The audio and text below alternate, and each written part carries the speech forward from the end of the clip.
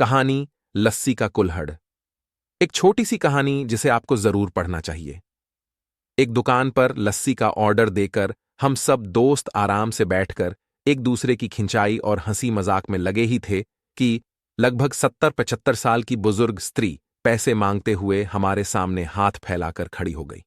उनकी कमर झुकी हुई थी, चेहरे की झुर्रियों में भूख तैर रही थी, नेत्र भीतर को धन से हुए किंतु सजल थे। उनको देखकर मन में न जाने क्या आया कि मैंने जेब में सिक्के निकालने के लिए डाला हुआ हाथ वापस खींचते हुए उनसे पूछ लिया, दादी लस्सी पियोगी? मेरी इस बात पर दादी कम अचंभित हुईं और मेरे मित्र अधिक, क्योंकि अगर मैं उनको पैसे देता तो बस 5 या 10 रुपए ही देता, लेकिन लस्सी तो 40 रुपए की एक है। इसलिए लस्सी पिलाने से मेरे गरीब हो जाने की और उस बूढ़ी दादी के द्वारा मुझे ठग कर अमीर हो जाने की संभावना बहुत अधिक बढ़ गई थी।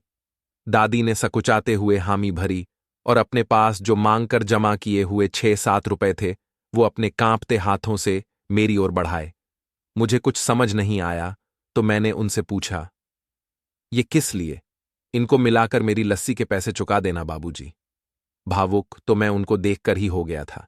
रही बची कसर उनकी इस बात ने पूरी कर दी। एकाएक मेरी आंखें छलछला आईं और भरभराए हुए गले से मैंने दुकान वाले से एक लस्सी बढ़ाने को कहा। उन्होंने अपने पैसे वापस मुट्ठी में बंद कर लिए और पास ही जमीन पर बैठ गई। अब मुझे अपनी लाचारी का अनुभव हुआ, क्योंकि मैं वहां पर मौजूद दुकानदार, अपने दोस्तों और कई अन्य ग्राहकों की वजह से उनको कुर्सी पर बैठने के लिए नहीं कह सका। डर था कि कहीं कोई टोक ना दे, कहीं किसी को एक भीख मांगने वाली बूढ़ी महिला के उनके बराबर में बिठाए जाने पर आपत्ति न हो जाए। लेकिन वो कुर्सी जिस पर मैं बैठा था मुझे काट रही थी। लस्सी कुल्लड़ों में भरकर हम सब मित्रों और बूढ़ी दादी के हाथों में आते ही मैं अपना कुल्लड़ पकड़कर दादी के पास ही जमीन पर बैठ गया, क्योंकि ऐसा करने के लिए तो मैं स्वतंत्र था। इससे किसी को आपत्ति नहीं हो सकती थी।